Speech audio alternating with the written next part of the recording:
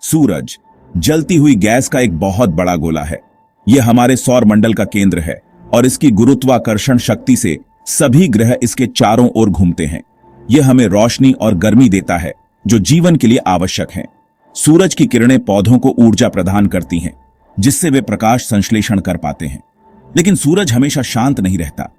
इसकी सतह पर लगातार गतिविधियां होती रहती हैं, जो कभी कभी बहुत उग्र हो जाती हैं। कभी कभी इसमें ऊर्जा का भयंकर विस्फोट होता है। ये विस्फोट बहुत शक्तिशाली होते हैं और अंतरिक्ष में दूर तक फैल सकते हैं। इन विस्फोटों को सोलर फ्लेयर्स कहा जाता है। ये फ्लेयर्स बहुत अधिक ऊर्जा और विकिरण उत्सर्जित करते हैं। सोलर फ्लेयर्स अक्सर सूर्य की सतह पर दिखाई देने वाले काले धब्बों से जुड़े होते हैं। ये धब्बे वास्तव में ठंडे क्षेत्र होते हैं। हम इन धब्बों को सनस्पॉट कहते हैं।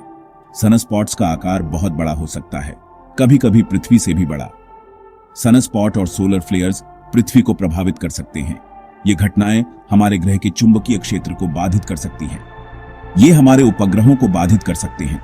सोलर फ्लेयर्स के कारण उपग्रह संचार और नेविगेशन सिस्टम में समस्याएं आ सकती हैं। ये बिजली गुल होने का कारण भी बन सकते हैं।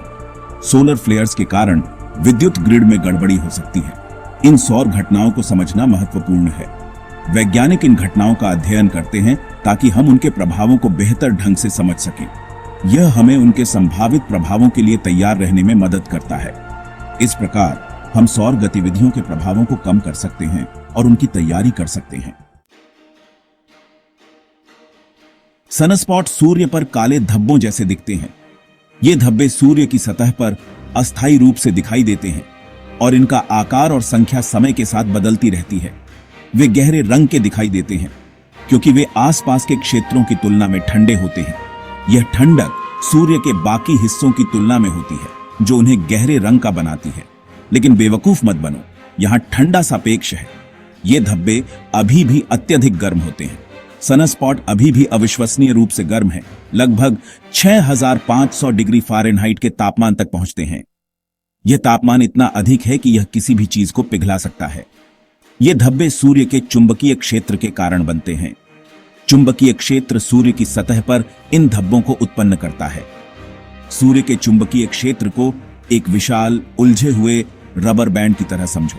ये रबर बैंड सूर्य की सतह के नीचे से ऊपर की ओर खींचता है। सनस्पॉट वहां दिखाई देते हैं जहां ये रबर बैंड मुड़ते हैं और सूर्य की सतह से बाहर निकलते हैं। यह प्रक्रिया बहुत जटिल और गतिशील होती है। समय के साथ सनस्पॉट की संख्या बदलती रहती है। कभी कभी ये धब्बे बहुत अधिक संख्या में होते हैं और कभी कभी बहुत कम। इस चक्र को सौर चक्र के रूप में जाना जाता है और यह लगभग 11 वर्षों तक चलता है। इस चक्र के दौरान सूर्य की गतिविधि में उतार चढ़ाव होता है। सौर अधिकतम के दौरान कई सनस्पॉट होते हैं। यह वह समय होता है जब सूर्य की गतिविधि अपने चरम पर होती है। सौर न्यूनतम के दौरान कम होते हैं। यह वह समय होता है जब सूर्य की गतिविधि सबसे कम होती है। इस प्रकार सनस्पॉट सूर्य की गतिविधि और चुंबकीय क्षेत्र की जटिलताओं को दर्शाते हैं। सोलर फ्लेयर्स सूर्य से ऊर्जा के अचानक फटने हैं। ये विस्फोटक घटनाएं सूर्य की सतह पर होती हैं और बहुत ही शक्तिशाली होती हैं। वे सनस्पॉट के पास होते हैं जहां सूर्य का चुंबकीय क्षेत्र विशेष रूप से मजबूत और उलझा हुआ होता है। ये सनस्पॉट्स सूर्य की सतह पर काले धब्बों के रूप में दिखाई देते हैं। कल्पना करो कि ये उलझे हुए चुंबकीय क्षेत्र अचानक टूट जाते हैं और बहुत अधिक मात्रा में ऊर्जा छोड़ते हैं। यह एक सोलर फ्लेयर है। यह प्रक्रिया बहुत ही तीव्र और शक्तिशाली होती है। ये फ्लेयर्स बहुत अधिक विकिरण छोड़ते हैं। यह विकिरण अंतरिक्ष में फैलता है और कभी-कभी पृथ्वी तक भी पहुंच सकता है। ये आवेशित कणों को अंतरिक्ष में भी फेंकते हैं। ये कण सूर्य से निकलकर पूरे सौर मंडल में फैल जाते हैं। ये कण बहुत तेजी से यात्रा करते हैं। इनकी गति लाखों किलोमीटर प्रति घंटे तक हो सकती है। हम इसे सौर हवा कहते हैं। सौर हवा पृथ्वी के चुंबकीय क्षेत्र के साथ परस्पर क्रिया करती है। सोलर फ्लेयर्स को उनकी ताकत के आधार पर वर्गीकृत किया जाता है। इनकी ताकत के अनुसार इन्हें अलग अलग श्रेणियों में बांटा जाता है। सबसे छोटे बी क्लास फ्लेयर्स हैं। ये फ्लेयर्स कम ऊर्जा वाले होते हैं और इनका प्रभाव भी कम होता है। सबसे बड़े एक्स क्लास फ्लेयर्स सबसे शक्तिशाली हैं। ये फ्लेयर्स बहुत अधिक ऊर्जा छोड़ते हैं और इनका प्रभाव भी बहुत व्यापक होता है। ये पृथ्वी पर महत्वपूर्ण व्यवधान पैदा कर सकते हैं।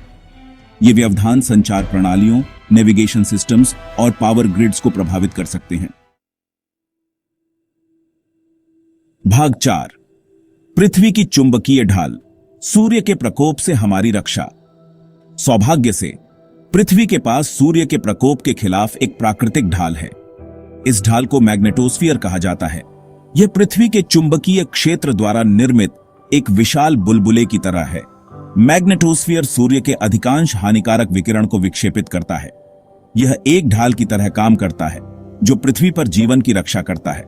हालांकि मजबूत सौर फ्लेयर्स अभी भी हमारे ग्रह को प्रभावित कर सकते हैं। वे मैग्नेटोस्फीयर को निचोड़ सकते हैं और भूचुंबकीय तूफान का कारण बन सकते हैं। भाग 5, ऊपर रोशनी, ऑरोरा और अन्य प्रभाव।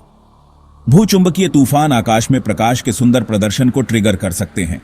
हम इन्हें ऑरोरा कहते हैं। आप उन्हें उत्तरी रोशनी या दक्षिणी रोशनी के रूप में जानते होंगे। ऑरोरा तब होता है जब सूर्य से आवेशित कण पृथ्वी के वायुमंडल में गैसों से टकराते हैं। ये टक्कर रंगीन रोशनी पैदा करती है जो आकाश में नाचती है। यह सूर्य की शक्ति और हमारे ग्रह की अनूठी विशेषताओं की एक लुभावनी याद दिलाता है। भाग 6, जब तकनीक को गर्मी महसूस होती है, सौर तूफान और उनका प्रभाव।